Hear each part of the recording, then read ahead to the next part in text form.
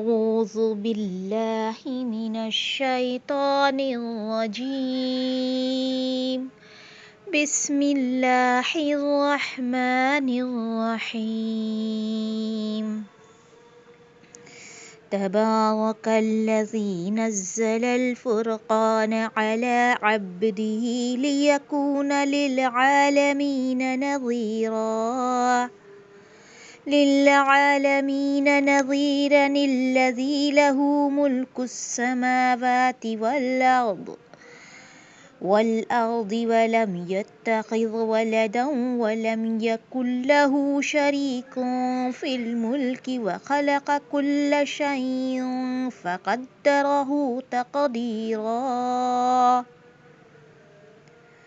واتخذوا من دونه آلهة لا يخلقون شيئا وهم يخلقون ولا يملكون لأنفسهم ضرا ولا نفعا ولا يملكون موتا ولا حياة ولا نشورا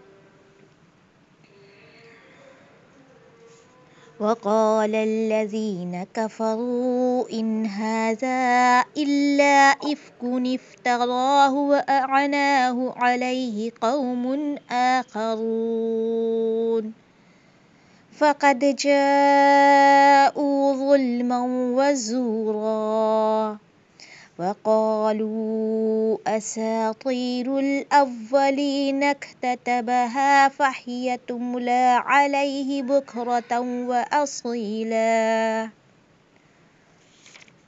ترجمہ: شروع اللہ کے نام سے جو بہت مہربان نہایت رحم کرنے والا ہے۔ بہت بابرکت ہے وہ اللہ جس نے اپنے بندے پر فرقان اتارا تاکہ وہ تمام لوگوں کے لیے آگاہ کرنے والا بن جائے۔ اسی لیے اللہ نے اسی اللہ کے لیے آسمان اور زمین کی سلطنت ہے اور اس کی کوئی اولاد نہیں، نہ اس کی سلطنت میں کوئی اس کا ساجھا ہے، اور ہر چیز کو اس نے پیدا کر کے ایک مناسب اندازے میں ٹھہرا دیا ہے۔ ان لوگوں نے اللہ کے سوا جنہیں اپنا معبود ٹھہرا رکھا ہے، وہ کسی چیز کو پیدا نہیں کر سکتے بلکہ وہ خود پیدا کیے جاتے ہیں۔ یہ تو اپنی جان کے نفع نقصان کا بھی اختیار نہیں رکھتے، اور نہ موت و حیات کے اور نہ دوبارہ جی اٹھنے کے یہ مالک ہیں۔ اور کافروں نے کہا یہ تو بس خود اسی کا گھڑا یا جھوٹ ہے جس پر اور لوگوں نے بھی اس کی مدد کی ہے۔ دراصل یہ کافر بہت ہی بڑے ظلم اور جھوٹ کے مرتکب ہوئے ہیں۔ اور یہ بھی کہا کہ یہ تو اگلوں کے افسانے ہیں جو اس نے لکھ رکھے ہیں، بس وہی صبح اور شام اس کے سامنے پڑھے جاتے ہیں۔ تو یہ تھی سورہ الفرقان کی آیت نمبر 1 سے 5 تک کی تلاوت اور اس کا ترجمہ۔ اب ہم اس کی تفسیر دیکھتے ہیں۔ سب سے پہلے سورہ فرقان بابرکت ذات کی تعریف کے ساتھ جس کی ابتدا ہوئی، بہت بابرکت ہے۔ تبارک الذی نزل الفرقان، جس نے فرقان نازل کیا، علی عبدہ، اپنے بندے پر۔ کیوں نازل کیا؟ لیکون للعالمین نذیرا، تاکہ وہ عالم والوں کے لیے آگاہ کر دینے والا ہو جائے کہ کہیں کوئی یہ نہ کہے کہ ہمارے پاس کوئی خبر نہ آئی تھی۔ فرقان کیا ہے؟ فرقان کسے کہتے ہیں؟ فرقان کے معنی ہیں حق اور باطل، توحید و شرک اور عدل و ظلم کے درمیان فرق کرنے والا۔ اس قرآن کے ذریعے کھول کر ان امور کی وضاحت کر دی گئی ہے جو حق اور باطل کو الگ کرتے ہیں، جو توحید اور شرک میں صاف نمایاں فرق ظاہر کر دیتے ہیں۔ جس کو پڑھنے والا توحید اور شرک میں واضح فرق سمجھ سکتا ہے، حق اور باطل اسے نظر آتا ہے، اسی لیے اسے کتاب کو فرقان سے تعبیر کیا گیا۔ انگلش میں کہتے ہیں کرائیٹیرین۔ کرائیٹیرین وہ چیز ہوتی ہے جس طرح سونے کو پرکھنے کے لیے ایک سونے کی پرکھ چاہیے ہوتی ہے، کسوٹی جسے کہتے ہیں، جس سے یہ پتہ چل جاتا ہے یہ سونا کتنا اصلی ہے اور نقلی۔ آج بھی سونار کے پاس وہ کسوٹی ہوتی ہے، اور جس کے پاس وہ کسوٹی ہوتی ہے وہ کیا ہوتی ہے، اس کے لیے بڑی بابرکت ہوتی ہے، اور ہر سونار اسے اپنے پاس رکھنا، اس اصل چیز کو جسے کسوٹی کہتے ہیں، بڑا کیا سمجھتا ہے، بہت شبھ سمجھتے ہیں۔ تو یہ ذریعہ ہے کہ ہمیں یہ پتہ چلے کہ اصل سونا کیا ہے، جس سے اس کی کیا بڑھتی ہے، فیم بڑھتی ہے، شہرت، کہ یہاں اصلی سونا ملتا ہے، کیونکہ اسے پہچان ہوتی ہے کہ اصلی کیا ہے، نقلی کیا ہے۔ یہ فرقان اللہ تعالیٰ نے آسمان سے نازل کیا کہ یہ زمین والے جان لیں کہ اصل حق ہے کیا، کہ سچائی کیا ہے، کہ اس دنیا کی حقیقت کیا ہے۔ تو یہ فرقان کے ذریعے انسان ہدایت پاتا ہے، تمام لوگوں کے لیے ہے، للعالمین پر نازل ہوا، آگاہ کرنے کے واسطے نازل ہوا، اور آگاہ کرنے والے بھی رسول پر نازل ہوا، الذی لہ ملک السماوات والارض، اور اس رب کائنات کی طرف سے نازل ہوا جس کی ملکیت میں ساتوں آسمان اور زمین ہے۔ وَلَمْ يَتَّخِذْ وَلَدًا، کوئی نہیں اس کے اولاد، یہ نہ سمجھو جو شرک مشرک تم بن گئے ہو، جو بنا رکھے ہیں معبود، وہ اس جیسا کوئی معبود ہے، اس کی کوئی جیسا نہیں، نہ اس کو کوئی کسی اولاد کی ضرورت ہے۔ وَلَمْ يَكُنْ لَهُ شَرِيكٌ، نہ سلطنت میں اسے کسی شرکت کی ضرورت ہے۔ وَخَلَقَ كُلَّ شَيْءٍ، اور کیوں ہو، کیونکہ اس نے تو ہر چیز کو تخلیق کیا ہے، خود اپنے ہاتھوں سے بنایا ہے۔ فَقَدَّرَهُ تَقْدِيرًا، اور اس نے ایک ایک چیز کی تقدیر ٹھہرا رکھی ہے مناسب اندازے پر۔ ہر چیز کا کیونکہ خالق یہی ہے تو اس کی حکمت و مشیت کے مطابق سب چل رہا ہے، اور اس نے پہلے سے طے کر رکھا ہے، اور ہر وہ چیز اپنی مخلوقات کو پہلے سے مہیا کر رکھی ہے جو اس کے مناسب حال ہے، یا ہر چیز کی موت اور اس کی روزی اس نے پہلے سے مقرر کر دی۔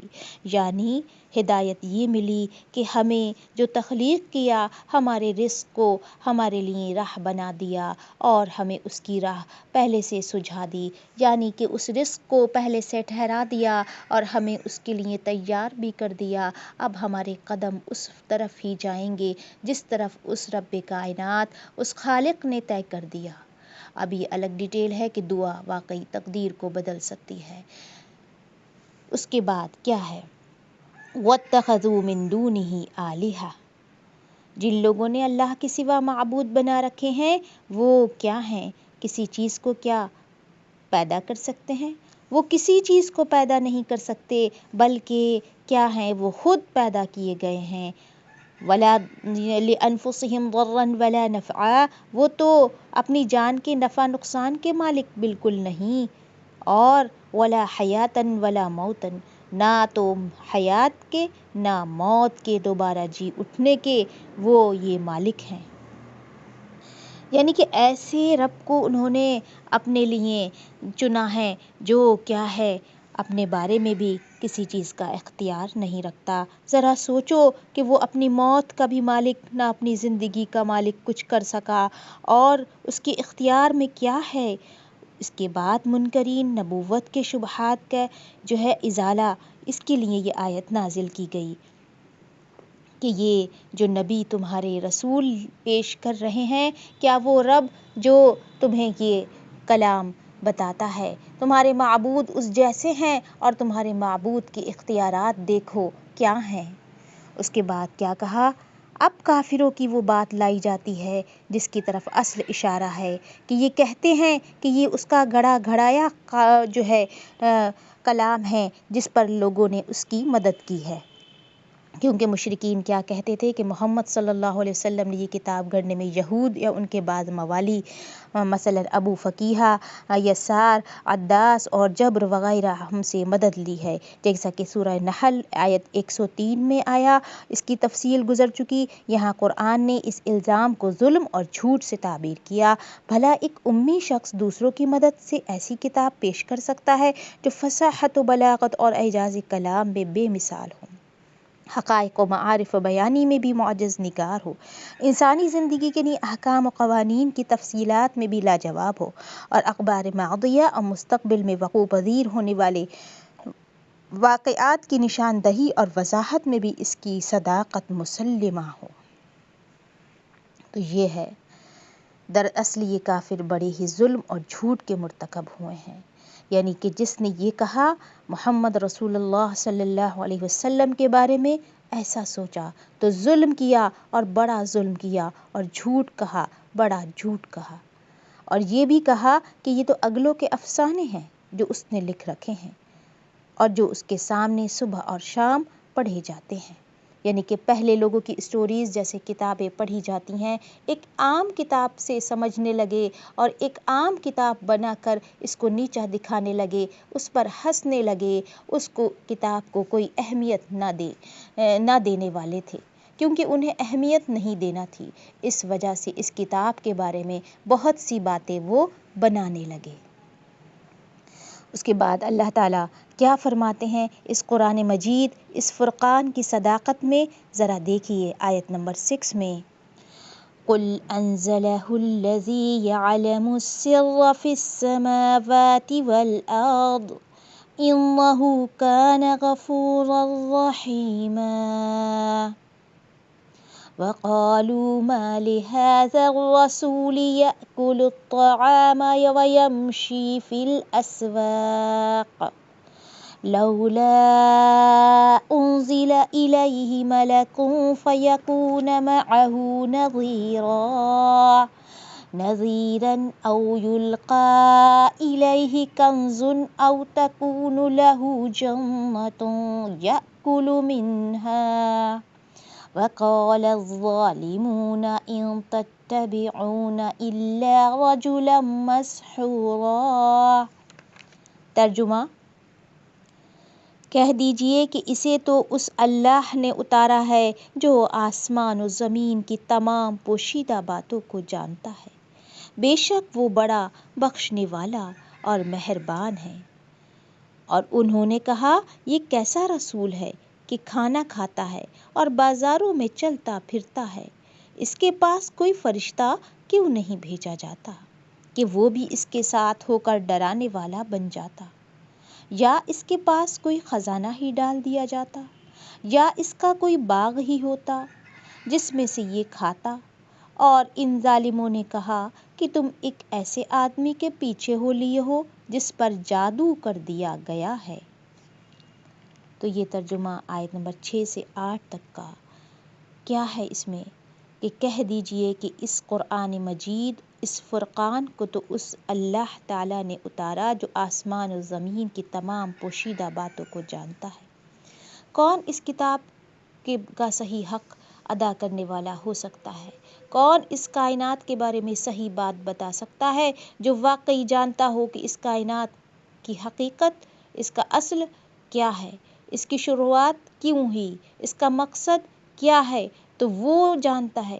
کیا اس کے علاوہ ہے کوئی جاننے والا؟ کائنات کی ہر چیز کے بارے میں آج بھی سائنٹیفک کتنی ریسرچ ہو گئی، لیکن بہت سارے پلانٹس کے بارے میں کوئی پتہ نہیں۔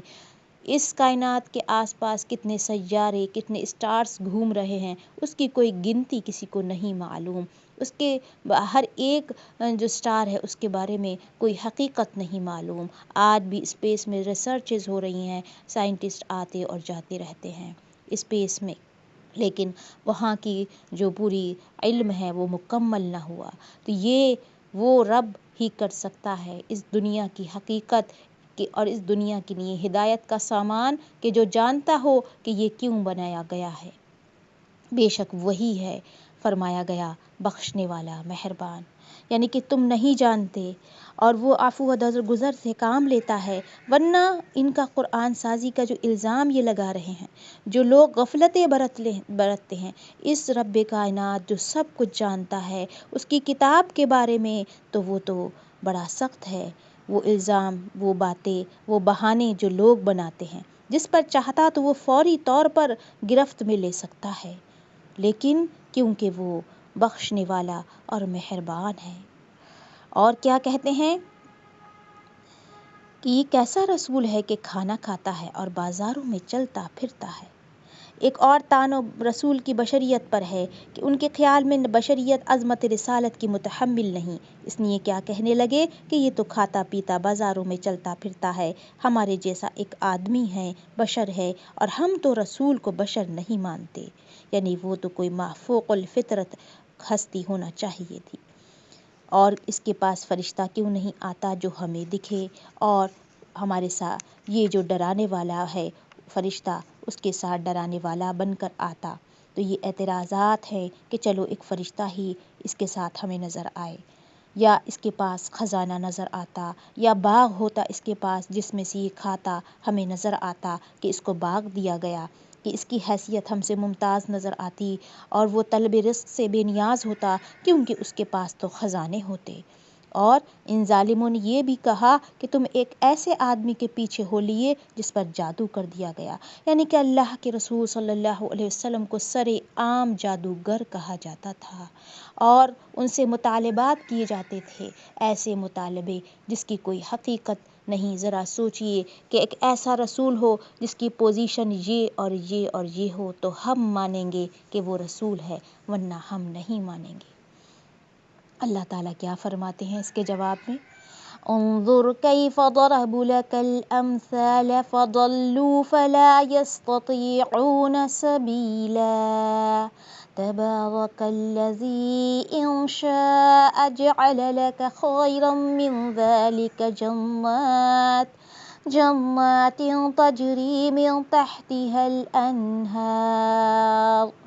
الانہار ويجعل لك قصورا۔ خیال تو کیجئے کہ یہ لوگ آپ کی نسبت کیسی کیسی باتیں بناتے ہیں، بس یہ خود ہی بہک رہے ہیں اور کسی راہ پر نہیں آ سکتے۔ اللہ تو ایسا بابرکت ہے کہ اگر چاہے تو آپ کو بہت سے ایسے باغات عنایت فرما دے جو ان کے کہے ہوئے باغ سے بہت ہی بہتر ہوں، جن کے نیچے نہریں بہہ رہی ہوں، اور آپ کو بہت سے پختہ محل بھی دے دے۔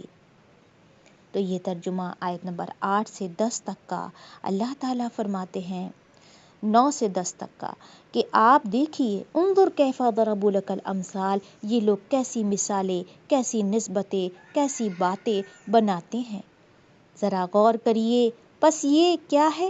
خود ہی بہک رہے ہیں، یعنی یہ بہکنے کی نشانی ہے، یہ ضلالت کی نشانی ہے، اور فلا یستطیعون سبیلا، کوئی راہ یہ پانے والے نہیں۔ ان باتوں کے ساتھ، اس ذہنیت کے ساتھ بہتان تراشیاں کرنا اور اللہ کے رسول کی نسبت ایسی باتیں کرنا، کبھی ساحر، کبھی مجنون، دیوانہ، کذاب و شاعر، یہ ساری باتیں بناتے تھے۔ جن کے پاس ذرہ برابر بھی عقل و فہم ہے وہ ان کا جھوٹا ہونا جانتے ہیں، بس ایسی باتیں کر کے خود ہی راہ ہدایت پر نہیں آ سکتے، دور ہو رہتے ہیں راہ ہدایت سے، اور انہیں راہ راست سیدھی راہ نصیب کس طرح ہو سکتی ہے؟ یعنی کہ انسان ایسی ذہنیت والا جو اپنے بڑے معلم، جو سمجھانے والے کی بات کو نہ سمجھے بلکہ اس کے اسٹیٹس کو دیکھے، اس کے مقام کو دیکھے، اس کی دنیا داری کو دیکھے، اس کی دنیا دیکھے، تو یہ سوچ کر ہدایت وہ کیسے پا سکتا ہے؟ کیونکہ اس کی نظر میں تو دنیا کی ویلیو ہے اور آخرت اور اس ڈرانے والے کی کوئی ویلیو نہیں۔ اس کے بعد کیا ہے کہ یہ بہک رہے ہیں اور کسی راہ پر نہیں آ سکتے ہیں۔ تو قرآن مجید خود بتاتا ہے، اور آپ کو اللہ تعالیٰ چاہے، اللہ تعالیٰ فرماتے ہیں کہ وہ ایسے باغات عنایت فرما سکتا ہے جو ان کے کہے ہوئے باغ سے لاکھ درجہ بہتر ہوں، بہت ہی بہتر ہوں، جن کے نیچے نہریں بہہ رہی ہوں، اور بڑی پختہ محل بھی وہ دینے والا ہے آپ کو اگر وہ چاہے، لیکن اس کے پروگرام میں، اس کے نظام میں، رسالت میں ایسی کوئی ضرورت نہیں۔ بتائیے ایک عام انسان کیا سوچے کہ اے رب تو نے رسول کو تو کیونکہ یہ دیا، وہ ایمان لائے، تو نے کھلا ظاہر ان کو دنیا میں یہ مقام، اس دنیا کی دولت و ثروت کے ساتھ دیا، تو اگر کوئی دنیا کی وہ ثروت و دولت نہ پائے تو کیا کہے کہ میں ہدایت کس طرح پاؤں، کیونکہ تو نے اپنے رسول کو تو اتنی دنیا دے دی۔ تو اللہ تعالیٰ کے یہاں ایک یہ قابل قدر بات کس طرح ہو سکتی ہے؟ تو اللہ تعالیٰ کو بھلا کیا ضرورت کہ اپنے بندے کو جس پر قرآن مجید نازل کیا اس کے لیے دنیا ایک نشانی بنائے، بلکہ اللہ کے رسول صلی اللہ علیہ وسلم کو ان تمام حالات کا شکار بنایا گیا جو کسی بھی پریشان شخص کے ساتھ آ سکتی ہیں۔ سب سے پہلے ماں باپ ان سے جدا ہوئے، باپ کا سایہ ان کی آنے سے پہلے دیکھی ہے، اس کے بعد جب زندگی کی شروعات ہوتی ہے تو قدم قدم پر ہمارے نبی اور رسول نے، سرور کائنات نے کیا جھیلی ہیں، تکلیفیں برداشت کی ہیں، اور وہ تکلیفیں کہ ہم سوچ بھی نہ پائیں، ایسی غربت میں زندگی گزاری۔ اس کے بعد اللہ کے رسول نے نوازا انہیں، حضرت خدیجہ رضی اللہ تعالیٰ عنہ نکاح میں آئیں، وہ نکاح بھی ایک نشانی تھا۔ آپ دیکھیے کتنی بڑی عمر کی عورت سے اتنی خوشی سے انہوں نے نکاح کیا، اس کے بعد تکلیفیں ایسا نہ تھا کہ رک گئیں، اس کے بعد اللہ تعالیٰ نے اپنے رسول کو ذلت میں دنیا کی جو آپ دیکھیے ڈالا، اس کے بعد کیا مقام دیا۔